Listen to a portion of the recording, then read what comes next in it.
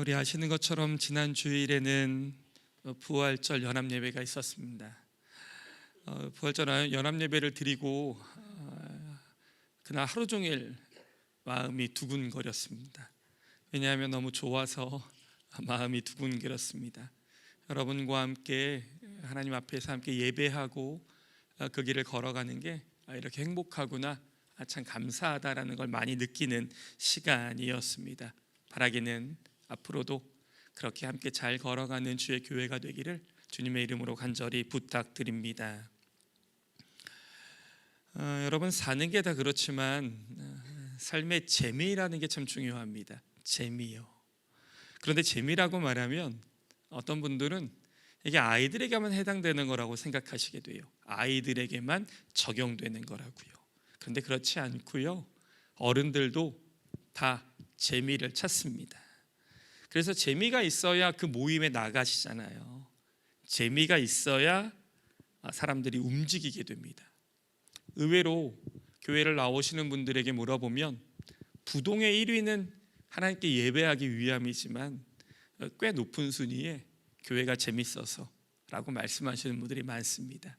그러니까 교회 안에도 재미가 중요한 거죠.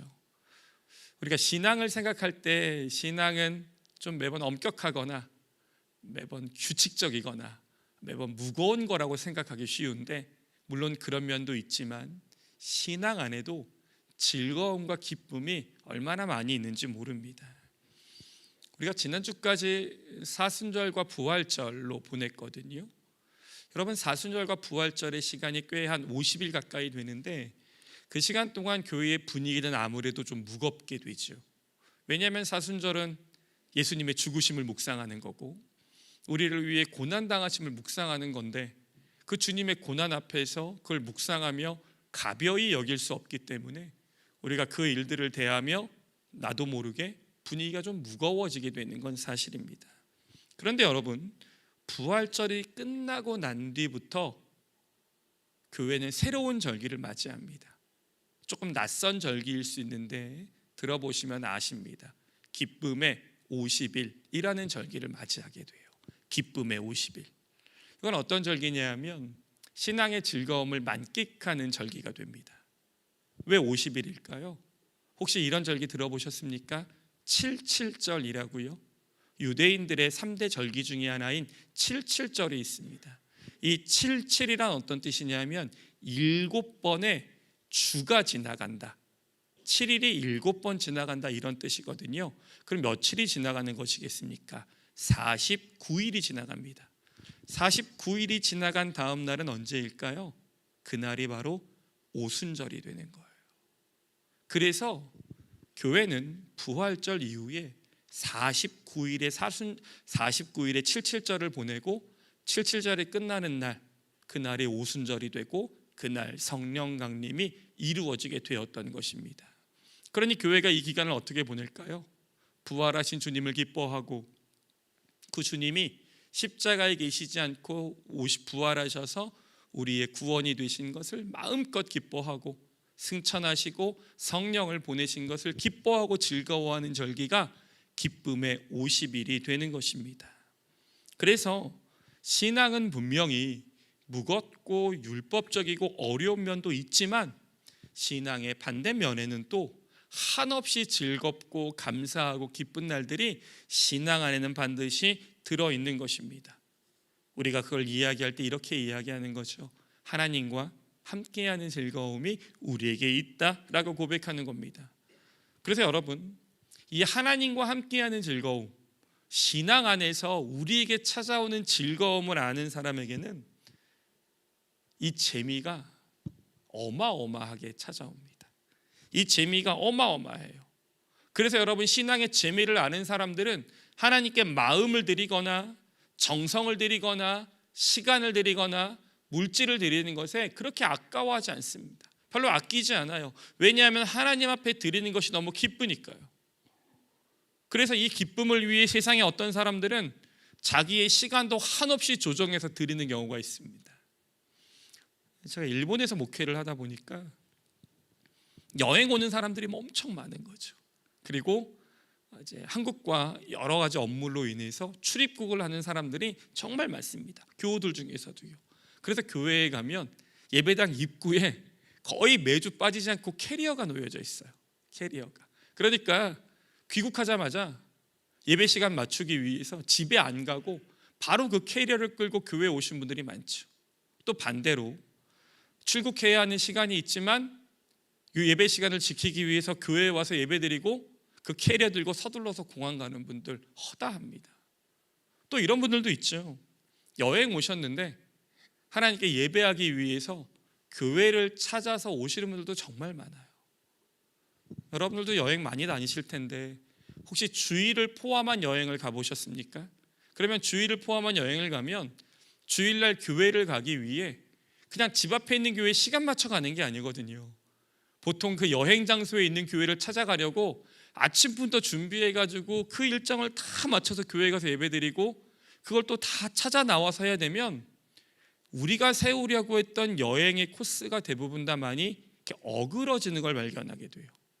혹여 가족 중에 한 명이라도 교회 안 나가면 왜 여행까지 와서 교회 가야 되냐고, 그런 사람을 설득해서 교회 간다는 게 쉬운 일이 아닌 거예요. 여러분 다 그렇게 하시면서 예배드리는 분 아닙니까? 여러분의 시간은 또 어떻습니까? 여러분은 오늘 아침에 교회 안 오셨잖아요. 그러면 오늘 하루 온전히 쓰실 수 있었어요. 여러분 오늘 아침에 교회 안 오셨으면 여러분이 오늘 하루를 온전히 쓰려고 아침부터 계획 세워서 오늘 하루를 재미있게 잘 보낼 수 있으셨어요. 근데 지금 이 시간에 교회 오셨잖아요. 어떻게 됩니까? 웬만큼 부지런 떨지 않으면 아침 시간은 다 교회로 날아가는 거잖아요. 그리고 오후에 뭘 하려고 해도 내일 다시 하루가 시작이 돼, 일주일이 시작되니까 부담스러워서 오늘 하루를 어떻게 흐지부지 보내는 경우가 허다한 거잖아요. 그럼에도 불구하고 교회 오신 거예요. 여러분 오늘 교회 안 오셨으면 늦잠 주무시면 돼요. 일주일의 피로를 오늘 다 푼다, 이런 말하고 늦게까지 주무시면 돼요. 근데 어젯밤 늦게 자려고 할 때 어떤 마음이 듭니까? 내일 교회 가야 되는데 내가 좀 일찍 잠들어야겠구나.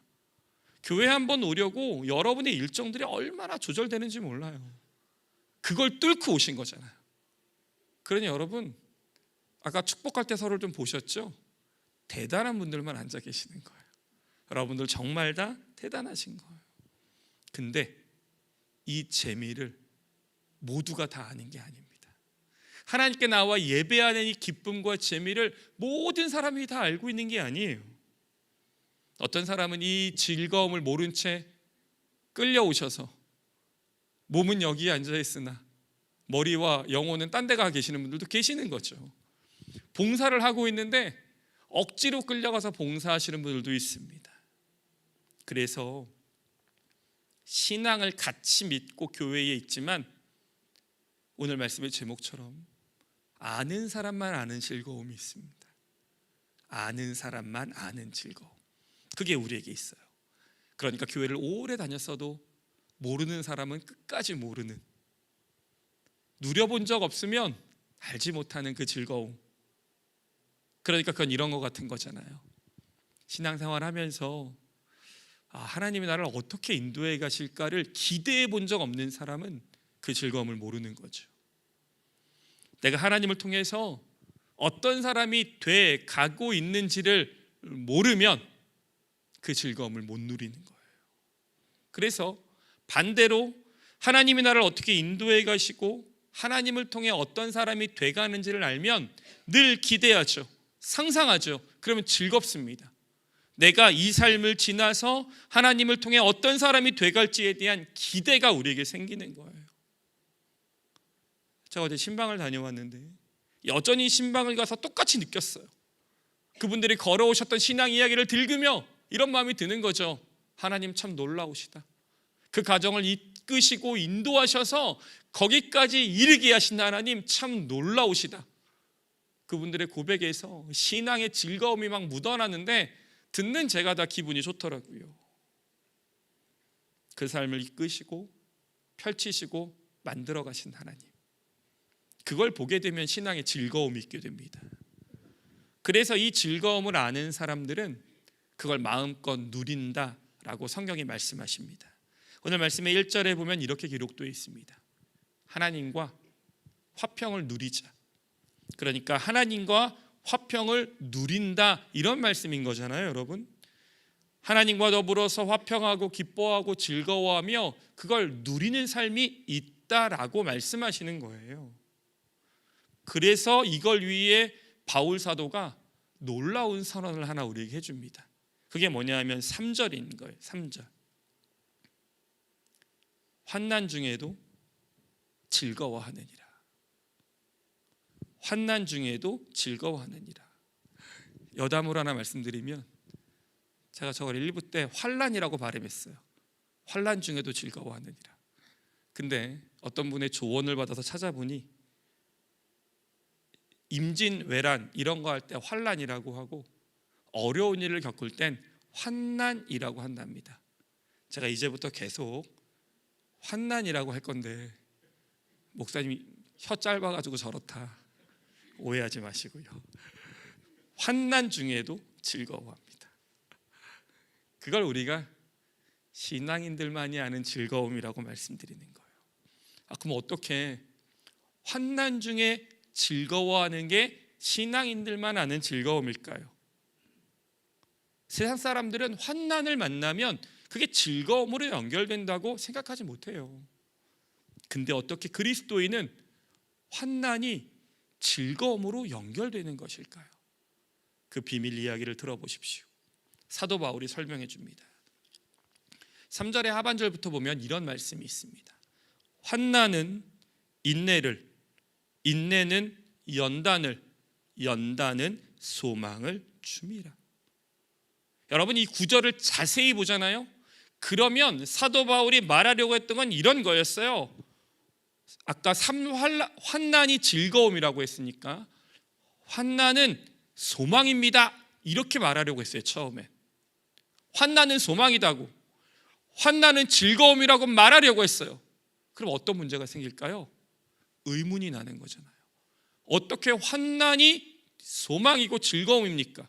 내가 지금 겪고 있는 일이 이렇게 힘든데 어떻게 환난이 즐거움이 될 수 있습니까? 라고 사람들이 받아들이지 못하니까 설명해 주는 거죠. 우리가 의아해하고 모르니까 말해 주는 거예요. 환난이 어떻게 소망이 되냐고요? 환난은 인내를, 인내는 연단을, 연단은 소망에 이르게 하는 것이기 때문에 그러하다라고 말씀해 주는 겁니다. 오늘 이 사도 바울의 귀한 이야기 조금 더 풀어내면 이렇습니다. 사람이 환난을 만났습니다. 그럼 어떻게 될까요? 누구나 어쩔 줄 모르게 되죠. 혹시 여러분 살면서 환난을 경험해 보셨습니까? 그러면 어쩔 줄 모르게 돼요. 그런데 성경이 오늘 표현하시는 환난이라는 단어의 어원은 뭐냐 하면 포도주 틀에서 압축하다, 이런 뜻이에요. 포도주의 틀에서 압축하다. 그러니까 환난을 우리의 말로 좀 설명하면 위에서부터 누르고 있고 아래서부터 치고 올라와서 내가 그 안에 꽉 꼈다는 말인 거잖아요. 또는 밖에서부터 나를 막 몰아쳐서 박해와 어려움으로 막 눌려가고 있는데 내 속사람까지, 내 마음 안까지 지금 눌리고 눌려서 마음이 요만하게 눌려있고 극에 달한 스트레스가 있다, 이런 말을 표현해 주고 있는 거예요. 이게 성경이 말하는 환난의 정체가 되는 겁니다. 현대어로 표현할까요? 전 이 말이 딱 좋더라고요. 피할 데가 없다. 피할 데가 없다. 위에서 누르고 아래에서 치고 올라오고 밖에서 누르고 안에서 스트레스를 받고 피할 데가 없다. 숨을 쉴 수가 없다. 이렇게 말하기도 하는 거잖아요.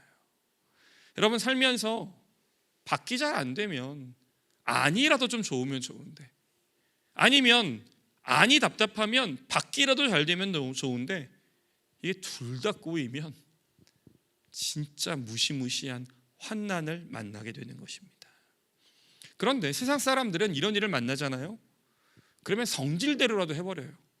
막 성질을 내면서 막 자기 마음대로라도 막 해버려요. 그런데 그리스도인은요, 그리스도는 환난을 만나서 똑같이 억압됐는데 내가 막 성질대로 하면 그리스도인이 아니니까 그렇다고 이게 해결은 되지 않고 어쩔 줄 몰라 하며 간신히 기도하며 참게 되는 것 아닙니까? 간신히 기도하며 참는 거예요. 그때 우리 안에 인내라는 작은 씨앗이 싹을 틔우게 됩니다. 환난을 만났을 때 내가 어쩔 수 없이 기도하며 조금이라도 참기 시작할 때 내 안에 인내라는 싹이 틔워진다고요. 이 인내의 어원은 버티다라는 말이거든요. 사도 바울 선생님이 좋아했던 건 당시에 있었던 운동 경기나 당시의 문화의 단어를 성경으로 가져오는 걸 좋아하셨죠. 표대를 향하다, 달려갈 길을 하시다, 이런 게 다 아주 운동 경기에 해당하는 거잖아요. 이 버티다는 말도 당시의 유명한 경기에서 가져온 거예요. 어떤 경기냐면 바울 시대 때 유명했던 경기가 맨몸으로 3, 4층의 탑을 쌓은 다음에 스크럼을 짜서 서로 부딪히는 거예요. 그리고 서로 밀어내는 경기. 마치 우리나라로 이야기하면 고싸움 같은 그런 경기인 말입니다. 그때 제일 아래에 있는 사람이 할 수 있는 건 나를 밟고 올라선 사람의 다리가 무너지지 않게 버티는 것밖에 못해요. 한 걸음을 떼기도 어려운 채로 힘을 주고 버티고만 있는 거, 바울이 말씀하신 인내가 바로 그것입니다. 제일 아래에서 버티는 거, 온 힘을 다해서 그 자리에 가만히 서 있는 거, 힘을 내서 한 걸음 가 이런 말이 아니에요. 그냥 그 자리에서 발도 못 떼고 그냥 버티고 있는 자세, 한 걸음도 뒤로도 앞으로도 못 가고 있는 자세, 그게 버틴다는 말, 인내라는 말인 거예요. 내가 할 수 있는 전부 그냥 그 자리에 서서 무너지지 않고 가만히 있는 거, 그게 인내다, 이렇게 해요. 그때 하나님이 그를 도우셔서 그 버티는 시간에 함께 하시는 거잖아요. 그렇게 인내의 시간이 흐르면 그리스도인들에게는 하나님을 통해서 점점 내 마음의 각도가 깎여 나가는 연단을 만나게 된다고 이야기합니다. 연단이요. 이 연단이라는 단어는 보석과 연결되어 있어요. 보석. 저는 잘 모릅니다만 설명을 보니 보석을 만드는데 두 가지가 중요하대요. 둘 다 이 단어 안에 들어있는데, 하나는 뜨거운 불로 불순물을 제거하는 것이라고 합니다. 그러니 여러분, 원석이 그 안에 여러 가지 불순물이 덕지덕지 붙어있을 때 뜨거운 불로 그것을 연단해서 정금같이 나오게 된다, 성경에 말씀하시잖아요. 그 과정인 거예요. 연단이란 뜨거운 불로 내 안에 있는 불순물과 오염된 부분들을 다 벗어버리게 하는 것, 그게 첫 번째고요. 두 번째에 세공하다라는 건 보석의 가치의 한 영역이 커팅에 있다고 해요. 커팅. 그러니까 원석이 어떤 각도로 커팅되었느냐에 따라 그 가치가 올라간다고 말합니다. 그러니까 인내의 시간을 거치며 하나님이 우리를 세공하신다는 연단은 나라는 원석에 그 부분이 필요 없을 때 과감히 잘라내시는 거예요. 과감히 깎아내시는 거예요. 나는 왜 깎이는지 모르지만 하나님은 그게 깎여야 우리가 보석처럼 찬란하게 빛날 것임을 알기에 잘라내시는 거거든요. 내 삶에 필요 없는 부분을 잘라내시고 내 삶에 오염된 부분을 뜨거운 불로 제거하시는 연단의 과정이요, 그게 이루어지게 되는 거예요. 그러면 다음에 무엇이 찾아올까요? 4절 말씀 읽어드릴 테니까 들어보십시오. 연단은 소망을 이루는 줄 알미라. 연단은 소망을 이루는 줄 알미라. 그 연단까지 거치고 나면 환난의 시간이 드디어 끝나고 소망을 만나게 된다는 거예요. 그때가 되면 이런 마음이 드는 거거든요. 아, 이 환난에 이유가 있었구나. 이 환난을 만났던 나의 삶에 이유가 있었구나. 나를 인내하며 기다리도록 하셨던 하나님이 이유가 있었구나. 내가 이 연단의 과정을 거치며 뜨거운 불로 나의 것이 다 떨어져 나가고 세공하며 깎아져서 다 떨어져 나갔던 게 이유가 있었구나 깨닫게 된다는 거예요. 나는 몰랐지만 하나님은 다 준비하고 계셨어. 나는 몰랐지만 하나님은 다 준비하셔서 이 과정이 나에게 필요하다고 하셨던 거구나. 그걸 깨닫게 되면서 소망이 찾아오게 되는 거예요. 그래서 여러분, 환난은 인내를, 인내는 연단을, 연단은 소망을 이루는 줄 알미라 고백하고 있었던 것입니다. 그래서 이렇게 해서 소망을 만났습니다. 연단을 통한 소망을 만났습니다. 환난을 통한 소망을 만났습니다. 이 소망이 이 과정을 겪지 않은 소망과 어떤 차이가 있을까요? 이 과정을 겪지 않은 소망은 이런 소망이에요. 욕망에 가깝습니다.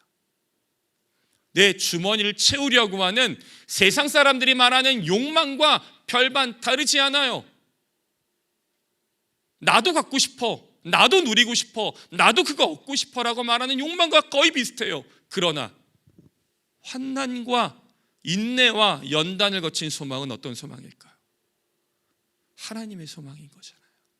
나를 사용하시려는 하나님의 계획, 나를 인도하셔서 하나님이 원하시는 뜻을 이루시는 도구가 되는 소망. 이 두 개의 소망이 어떻게 비교할 수 있겠습니까? 하나님이 나를 어떻게 사용하실지. 그래서 환난을 지나간 소망, 환난이 주는 소망은 마음을 두근거리게 해요. 감사해요. 즐거워요. 모든 게 기대가 되는 거예요. 내가 믿는 신앙이 나를 이렇게 만드시려는 계획 속에 있었어. 너무 재밌는 겁니다.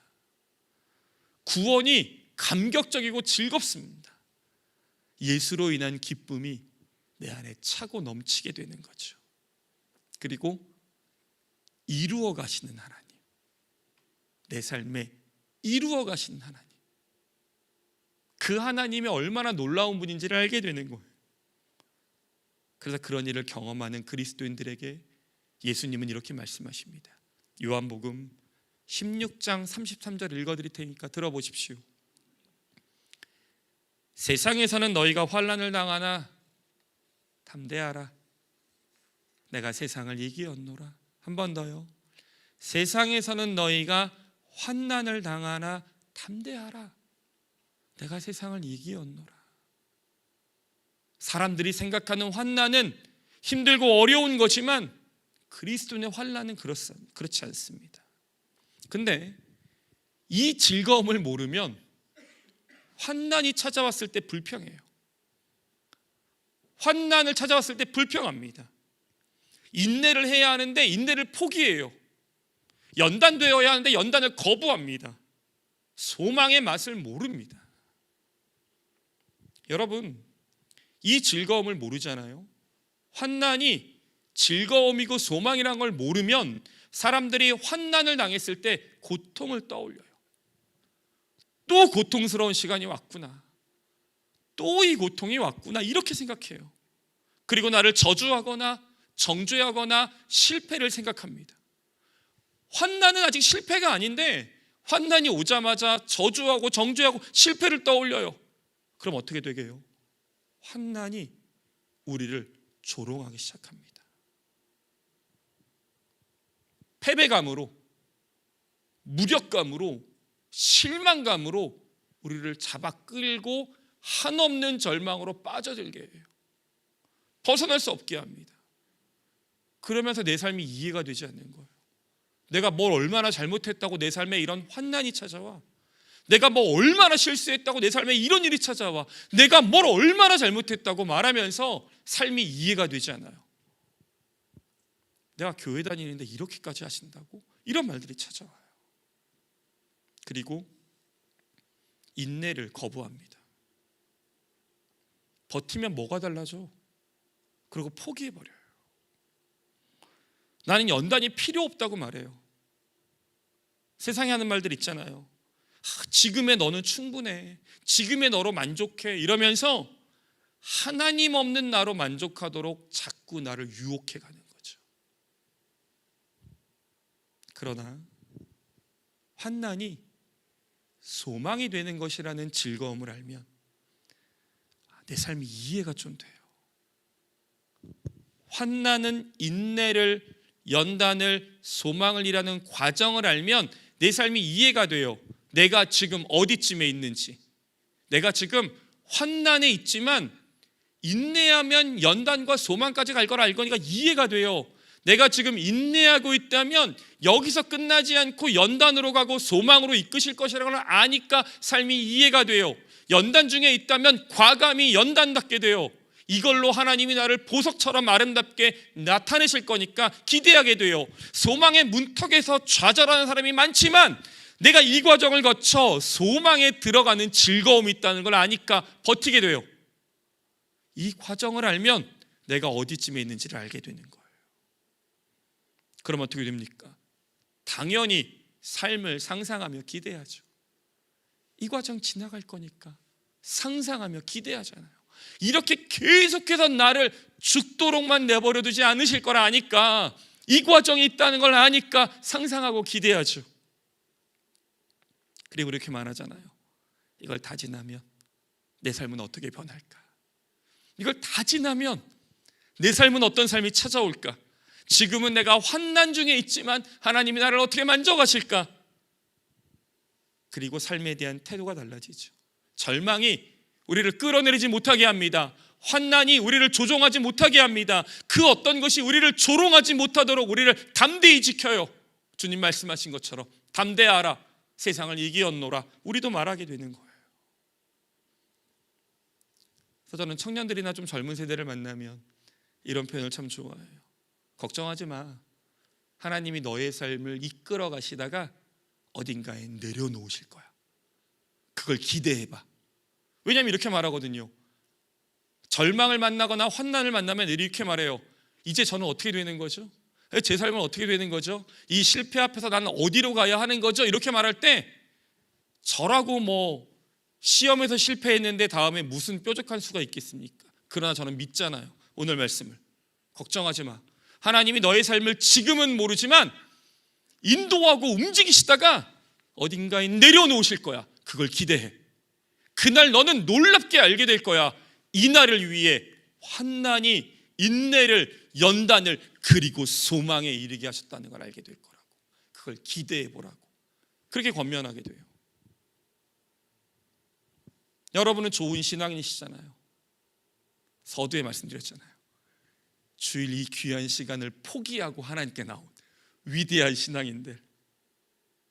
그러니 여러분, 환난을 만날 때 너무 끙끙거리거나 너무 마음이 막 좁아지거나 너무 궁색해지거나 허덕이는 삶에서 좀 벗어나서 이렇게 결단하시면 좋겠어요. 환난을 만났지만 내가 어디까지 인내하는지 보리라.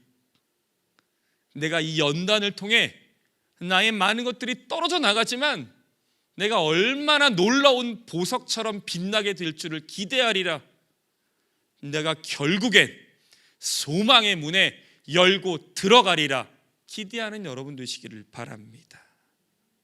말씀을 좀 맺으며, 참 바울 대단하죠. 이렇게 말한다니까요. 사람들에게 환난은 즐거움이니라, 환난은 소망이니라.